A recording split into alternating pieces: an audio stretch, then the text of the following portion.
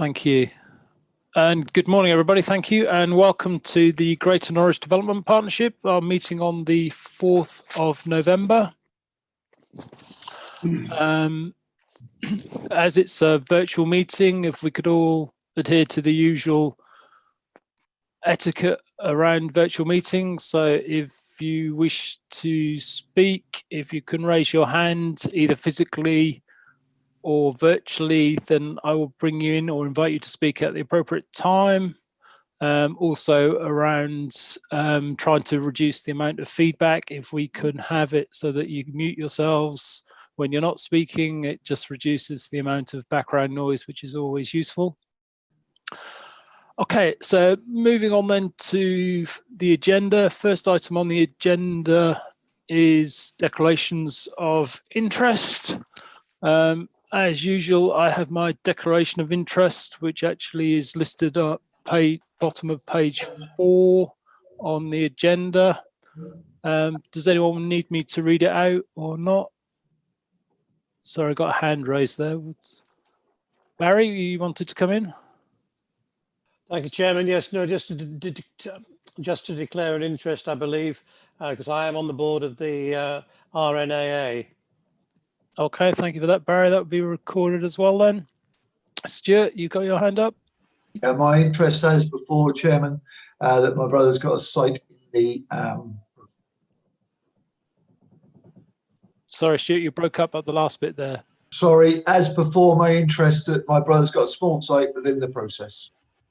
Okay, so that would be within Broadland somewhere, I assume. South Norfolk. Okay, so yeah. Yep. Okay, thank you for that. John, you wanted to come in? I have a interest in a small employment site, about an acre or so at Seething. It's not covered by the papers, but I stood out of an abundance of caution. Like Barry Stone, I stood on the council, which is a consultative non-decision-making body, and certainly no pecuniary interest on the showground. I think that's relevant because we may talk about retail and economic policies later. And Chairman, if I may, I've noted your declaration of interest, and while I don't think there's any particular issue on the public meeting, depending on how we go for subsequent meetings, if there is to be a change in the numbers, I think we'll just have to consider very carefully whether your involvement means you may just need to reconsider your position. Thank you for that, John. As I said, I think it's all said in my declaration, so thank you for that. Lana, you wanted to come in? Chairman, just as a non-pecuniary interest as a director of Broadland Growth Limited, thank you. Okay, thank you for that, Lana. I think we've covered everyone, so there doesn't seem to be any other aspects coming forward. So it moves us on then to the minutes of the meeting held on the 30th of September. Can I take those minutes as being correct, or is there anything for anybody as far as needs updating, changing, adding, deleting? Great, Chairman. Looking around, that all looks okay. So if we're all okay with those, I'll sign those off. Thank you for that. Matters arising, I don't think there's any matters arising that isn't on today's agenda, on the basis that it was all about moving forward with the development of the plan. So those updates will be with us today, unless there's anything for anybody. No, can't see anybody. Okay, so moving on then to questions. I don't believe we've had any questions come forward, unless anyone tells me differently. Mike? You're muted, Mike. Yeah, to confirm that no questions have been asked. Thank you. That then moves us on to progress on the Greater Norwich local plan. So item 6, which starts at page 11 in the papers before us today. Mike, do you want to take us through this piece? Yeah, I'll just give a brief introduction. So this is, as requested at the last GNDP meeting, this is progress that we've made in getting towards a draft plan for discussion on the in early December for the Reg 19 publication version. So good progress has been made overall, given the difficult circumstances the draft transitional arrangements have provided for us. As discussed at the last GNDP and now further confirmed by clear government statements, the government expects us to continue with plan making ahead of the introduction of the new system. So it has been clarified that we really do need to push on with plan making. So the report sets out the progress that has been made and the implications of the draft transitional arrangements. It recommends that members should note the progress made. What's been done has been challenging, but we do feel that we can achieve the timescales that were set out last time. So for a Reg 19 publication version for early December. Secondly, as mentioned just before, note the greater clarity the government advice has recently provided on the need to continue plan making. And thirdly, to continue to keep the position under review, as the timing and content of the transitional arrangements will be key to how we progress. That's all.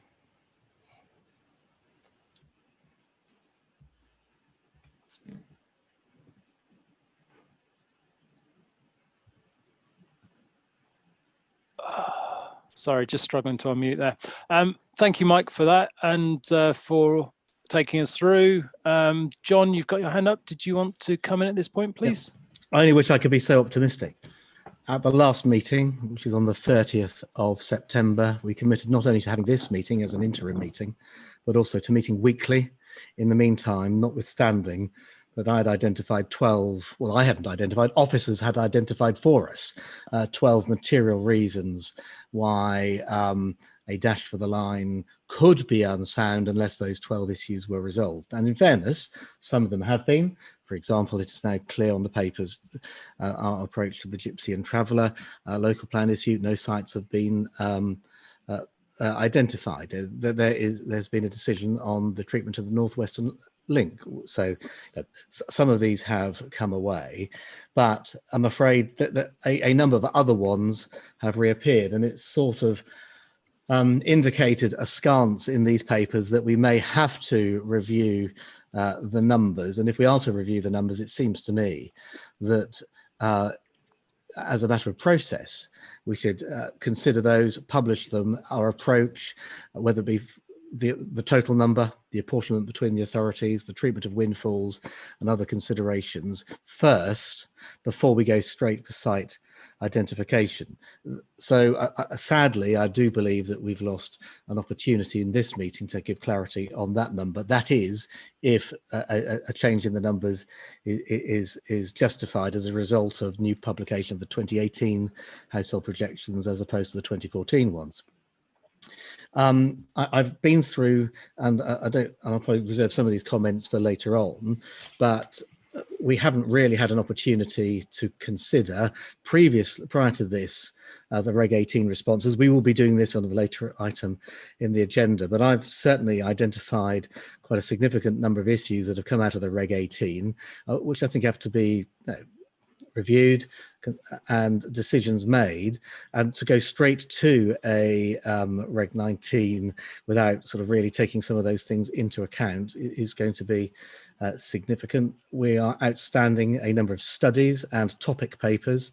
It is common ground that we haven't got the retail and economics study yet. It's due later in the month. How on earth we can receive that? We can publish a Reg 19 before we've taken those figures into account. I really don't know. Only in the last week or so, we've had the data we've been waiting some time for, over 2 years, regarding the accommodation needs for what I'm going to call active retirement and supported living, which has gone up from a previous indication of 1,800, which we consulted on, and now appears to be 3,800. That's a material increase. East Norwich is something which could be an interesting prospect for us all, but there is no master plan or viability study there. So there are some governance points which I don't think we'll touch on at the moment. So I think in summary, I just cannot see quite how we can get in less than 4 weeks now to the 30th of November to publish the papers in view of a meeting for the first week of December. But then I question, in any event, why do we think that's necessary?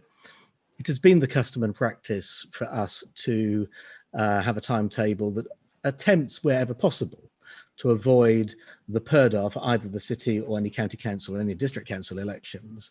And that has sort of been the tail that's wagged the dog, figuratively, on our timetable deliberations. I think I've certainly asked for over 2 weeks now, and it's a bit more, in fact, substantially more than 2 weeks. Whether PERDA truly is the impediment this time. My personal reading of the regulations is that it need not be an impediment to having a further delay, which I regret, but I think it's necessary, being as all the study work isn't ready and hasn't been taken into account, to say the 31st of January. In any event, one has to question whether, given the coronavirus pandemic and the second wave, whether the government is going to find itself and it's sensible to launch an election campaign that starts in March, when indeed one in May, say, could be more appropriate. So I think there is question marks there. I'm further minded that given the second wave and other government announcements, it is unlikely now we're going to get these transition arrangements published in the short term. So we've bought ourselves a little bit of time to go through, because it's clearly going to get bogged down in parliamentary time. Look, I want to get this plan done, but it's only worth taking the plan if it can be done soundly. Otherwise, we're all wasting time, effort, and money. And I do think that it would be foolhardy in the extreme to dash for the previous timetable, given all the considerations I mentioned in terms of the responses, the studies, the government situation, as well as, I think, just for public transparency, being clear on the numbers. And I'm reminded what happened this time last year, nearly, when over indecent haste, drafts were published, which really weren't quite up to the job, and we hired in the end a professional journalist and copywriter to make it much more intelligible. And I think we need to allow ourselves time to get to that point as well. So I note what Mike has said. I accept that we have made progress. It would be churlish not to do that. Having said that, there are still a significant number of A, outline points, and B, process matters, which lead me to conclude that we can't meet the 30th of November timetable. This report does not mention the question about PERDA, and I think we need to nail it in this meeting so we can at least get clarity amongst ourselves, because if the constituent authorities do take the view on PERDA, then we might as well draw stumps now. And for what it's worth, I don't believe that PERDA is an impediment, but I mean, others will have there. Okay. Thank you for that, John. You raised a whole host of interesting elements there, and an update on where we are. I think most of that probably goes under the ifs and buts, and most of that isn't what we're talking about today. So thank you, but I think we just need to move things forward. Obviously, this is an interim meeting in getting readiness for when we are in a position to make that call as to whether we will be able to move forward or not. And at that point in time, we will deal with the information that we have. And one would take it that the officers will provide all of us with the relevant things at that point in time, as well as identifying any shortfalls that we happen to have at that point in time, although we're not anticipating any. And as you mentioned, PERDA is something we need to be aware of running up to next year's elections. But as we are in unprecedented, or not unprecedented, but uncertain times, with the second lockdown starting tomorrow, and all of the things that will bring, and all the pressures that will put on everything, I think it just puts us to a slightly different place in the way that we look at things. And yes, if things come out from government in a different way, and the timetable that they are working to then changes from what we previously understood, then I'm sure, again, we will be able to adjust in what we feel is an appropriate way to go forward, having the best elements and the quality of what we'd all like to see the Regulation 19 document look like. So that does inform our residents and our constituencies as far as the way in which the plan is to go forward. Graham, I see you've got your hand up. Did you want to pick up any of those points at this point? Thank you, Chair. I was just going to update very briefly on the point around the PERDA period and the timetable, because over the past day, we have had the view back of our monitoring officer, because as you know, I think the City Council is unique in this, is that we're one of the adopting authorities, and we're also due to have elections in May. The advice from our monitoring officer about running a consultation period on a potentially controversial local plan within the PERDA period was admirably simple. Her view was just don't do it. So I would echo your comments about the way forward here. We are in an area of considerable uncertainty. We don't know when the government may firm up on the housing numbers through the new methodology it proposed in the white paper. We don't know what those numbers may be, and we don't know, therefore, when the transitional arrangements that will kick in. But clearly the timetable that we published was specifically to allow the authorities to proceed to minimise risks around that, and my suggestion would be that we try and stick to that, and certainly the officer advice that you've got in front of you today is that they are working away. There is not without risk in terms of doing that, but the officer view is that those risks can be managed, and we should stick to that previously published timetable that you agreed at your last meeting. Okay, so thank you for that, Graham. And I think it just picks up the point that we're working to the plan, and at this point in time, it's still progress that we're making. Lisa, you wanted to come in. Thank you, Chairman. Yeah, I just wanted to pick up on, and I appreciate what you're saying, and what we've been told, that it's a changing scene at the moment, so we don't know what's going to happen, when it's going to happen, and as you've said, that the officers will react to whatever needs to be done and provide the information. But I would like to say, just picking up, because John did mention it, about we did agree in our last meeting that to keep us informed, we would have weekly meetings, which has not happened. And I find this quite concerning, Chairman, and with everything changing so much, I totally appreciate that that happens. Even if we don't have weekly meetings, can I please ask the officers to keep us informed by email, a simple email just to tell us things that are changing, how they're dealing with it, and what's happening, so that we are kept in the loop to know what is happening on this. Thank you, Jim. Okay, thank you for that, Lisa. Again, it's just picking up on a different thing. I think there's some semantics around the dates of meetings and things. I think that there was a request for weekly meetings. I don't think it was agreed we were going to have weekly meetings. The meetings were going to be put in place as they were required and as they were necessary. I know there's been a bit of a struggle to get some of the diaries to work, so that there has been an informal meeting, but as I say, we are at a point now where we're moving this forward, and our expectation as we approach the end of November, where we're expecting to have the papers so that we can make choices going forward, then there probably is going to be a need to have more of those sort of meetings, just to bottom out and seek clarity on any of the things that come forward. So thank you for that, Lisa. John, you had your hand up, or are you okay? Sorry, John, you're on mute. If you want to unmute yourself. Yeah, I know you said it wasn't really relevant, but I'm referring myself to paragraph number 10. Paragraph number 10 says, the updates and policy evidence work is not going to be ready in time for the December 2020 meeting, so it'll need to be reported to cabinets in January if we're to publish the Reg 19 for Feb, March.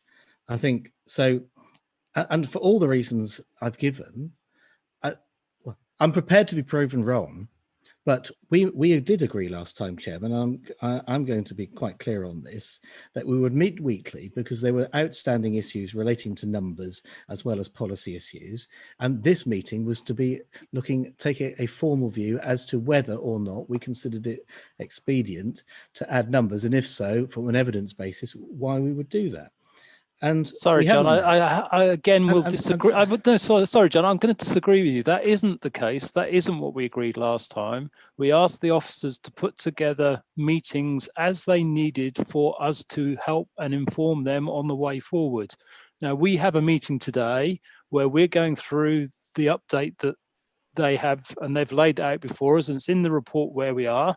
And as you say, it says in item 10 there that there is some details that won't be available to us in December, but they will come forward at a later point for our cabinet reports in January. And you know, we are working within the guidelines and the changes that the government is making. We are seeking to be in a position where we can take advantage of the transitional arrangements, and our team is doing everything they can to get us to that point. Now, it may well be that actually at some point we have to throw our hands up in the air and say it can't be done. But at this point in time, our team are telling us that they can get there and they can do these things. And I don't think we need to be putting more obstacles in their way than is necessary. So I think we just need to give the team the opportunity to carry on with the great work that they're doing and get us to a place where we have all the information that is available for us to make a choice at that point in time. And as you rightly say, yeah, it may well be that we can't go forward, or we have to redo the timetable, or it may well be at that point in time we can do it. And that's a choice we will make further down the road. But at this point in time, what we are receiving is just an update on the position of where we are. So I think we just need to move forward and be mindful for what's there at this point in time.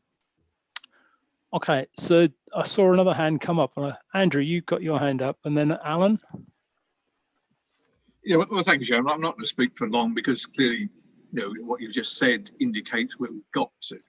I think the issue about PERDA is a bit of a controversy in some respects, but in terms of what any local plan is, as with any form of legal advice, you get somewhat different opinions or different views.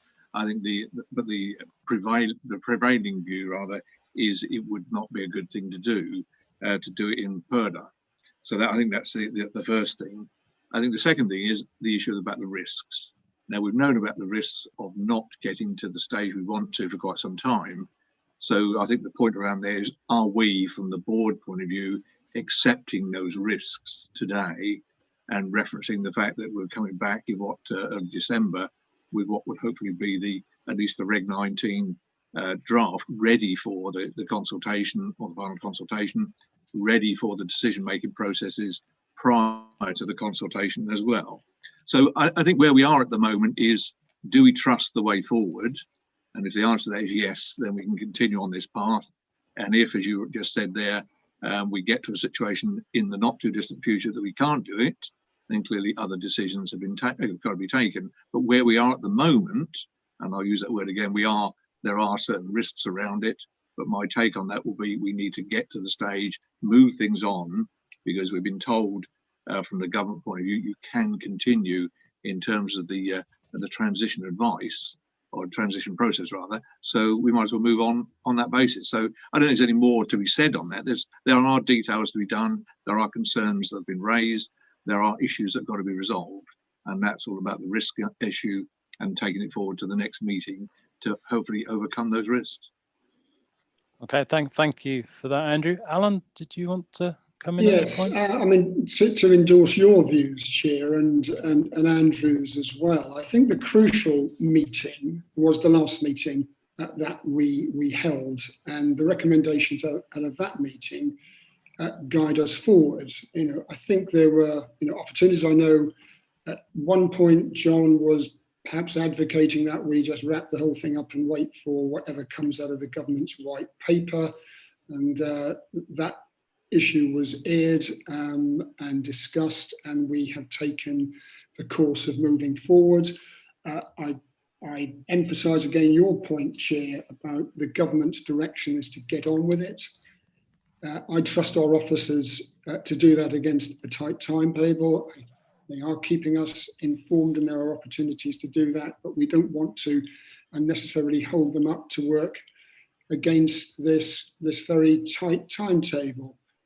So we push on, and there is a lot to be gained by us getting this local plan over the long line. A lot hinges on it in terms of a number of key sites, one around Diss, for example, the East Norwich regeneration site.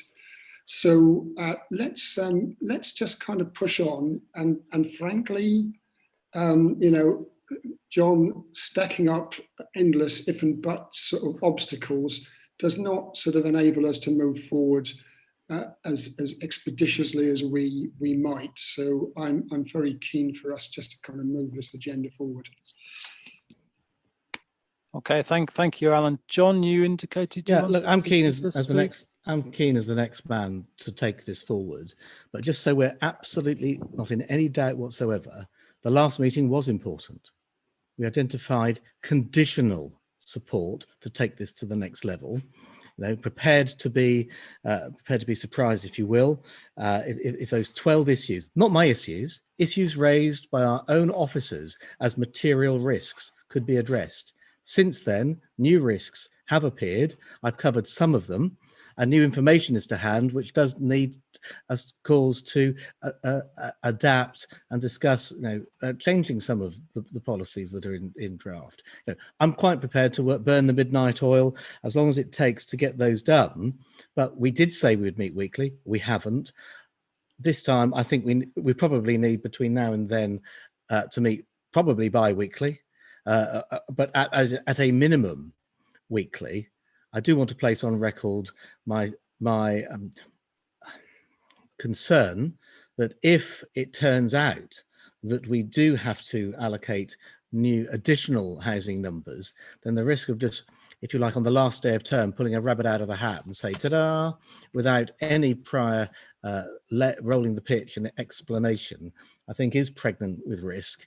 And my interventions are entirely ended up trying to reduce risk and getting a safe and sound process. And I think we're just creating hostages to fortune. But there we are. I hear what everyone says. Our position is still conditional. Of that be in no doubt whatsoever. I've listed all the reasons, the things that I think need to be addressed. I'm prepared to be persuaded that they can be, but if they're not, we're not going to get bounced at the last minute.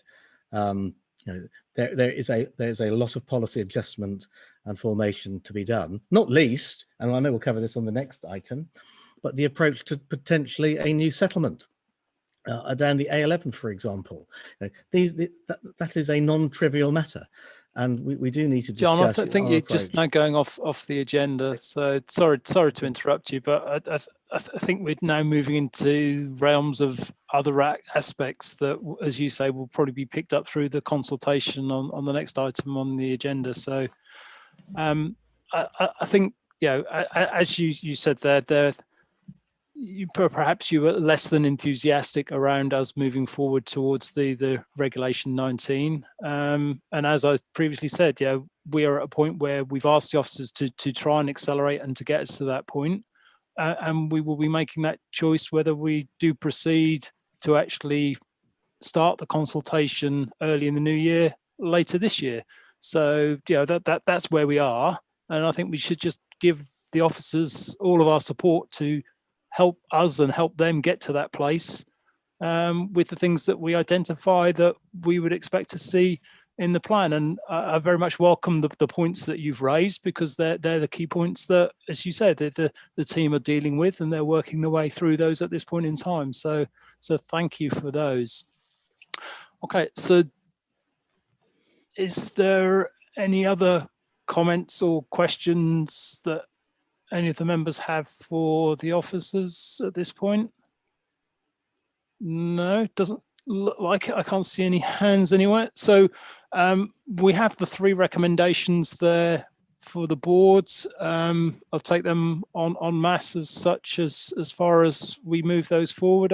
Is everyone comfortable that we move those forward? So again, perhaps if we can all just put our hands in the air to show that we do really care. Okay, so Yeah, okay, that looks like it's the majority of people. I know you didn't vote with us on that one, John, but I guess you were just... Anyway, moving on then to item 2. Sorry, item 6, which is the regulation 18C consultation feedback summary. So again, Mike, I think you're leading us through this. So over to you, Mike. Yeah, I'll just very briefly summarise the report itself. Is a short report. It explains the context for the Reg 18 feedback and the content of what the appendices are the key thing. So you've got very extensive appendices rather than the report itself being key.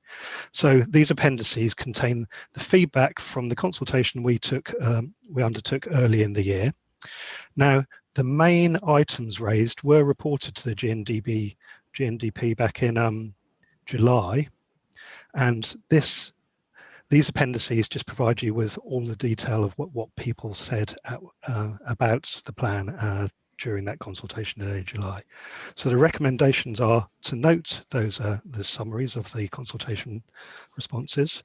Secondly, to note that we're using those summaries with the extensive evidence base we have and taking account of the National Planning Policy Framework to produce the Reg 19 publication plan we've been talking about. And thirdly, to note that these summaries will be used at a later date with a final column setting out of these comments, but that will be for a later date.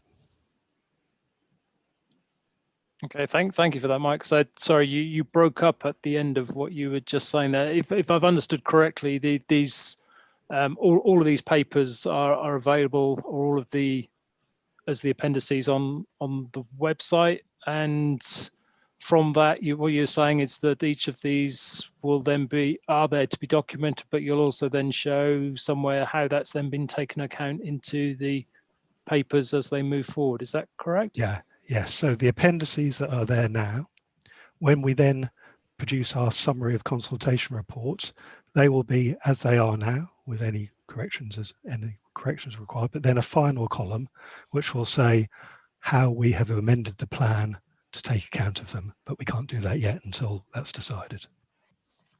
Okay, so thank you for that, Mike. So again, is there any questions anyone has around the elements of the consultation and what's being fed back to us? John, you've got your hand up. If you could come in, please. Yeah, well, I've read all 1,000 pages of them, and you'll be pleased to know I don't intend to go through them all, but I think there are some themes that have really come out here. I was particularly taken by the response of Hopkins, Persimmon and so forth entirely on the viability assessment. There seemed to be a huge number of apparently detailed and well-resourced points there.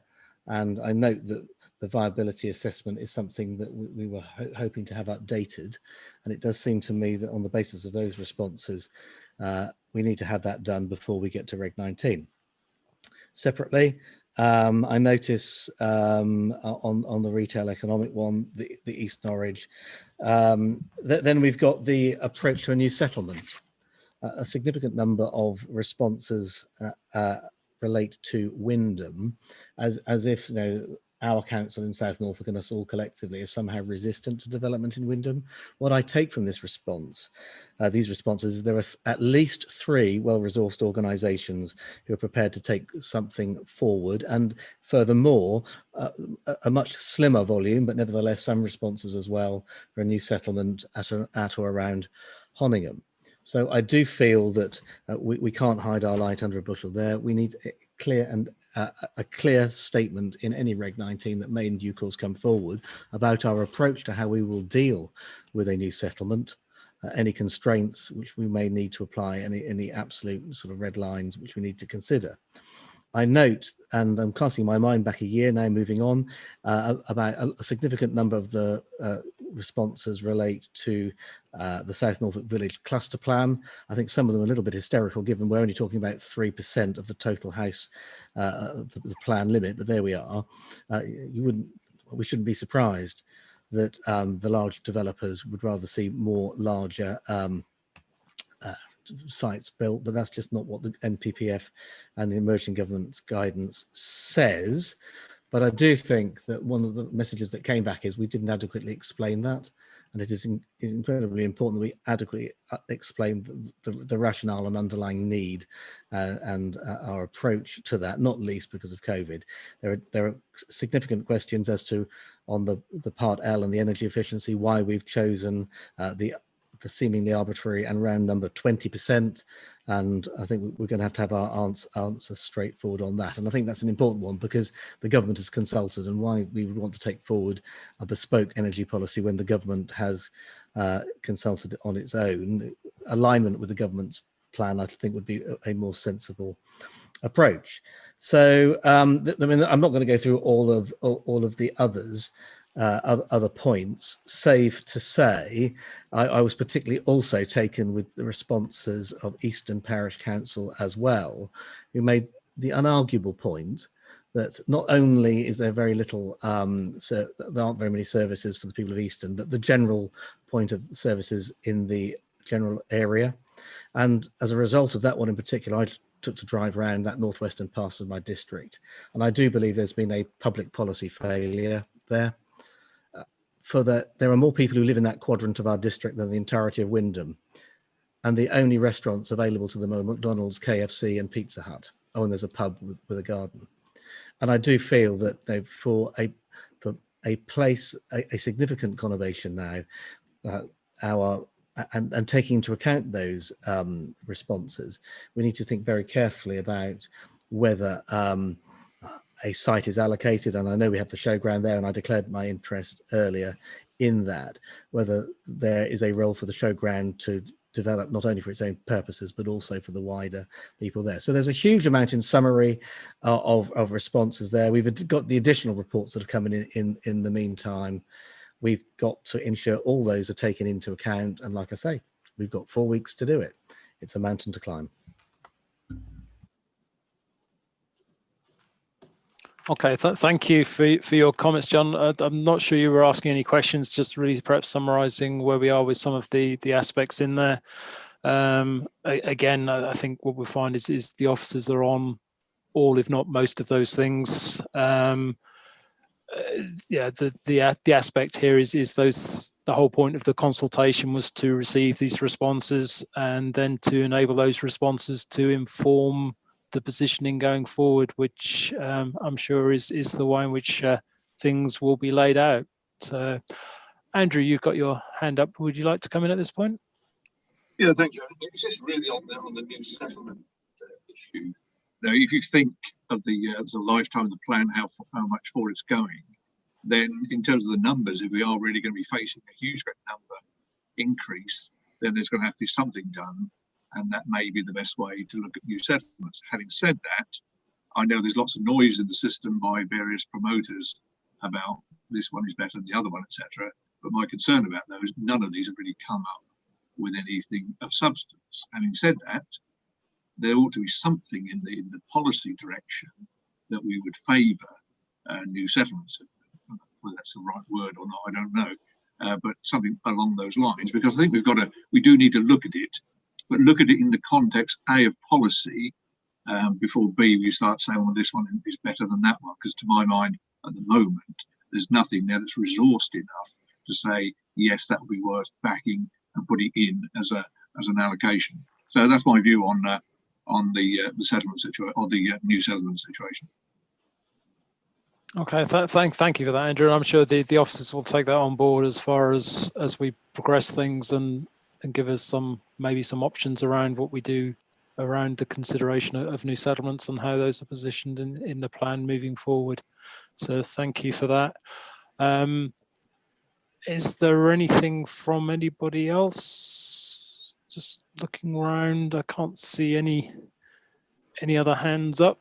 So there was one final point, if I may, Chairman, and that was relating to the response to the support for older people. We consulted on 1,800 as being the number of, dare I say, active retirement and supported living dwelling homes that need to be constructed, and subsequently and there were some detailed responses on that, making the case for more, but we are now over doubled that number in the latest figures. So again, I think we've just got to look at some of those.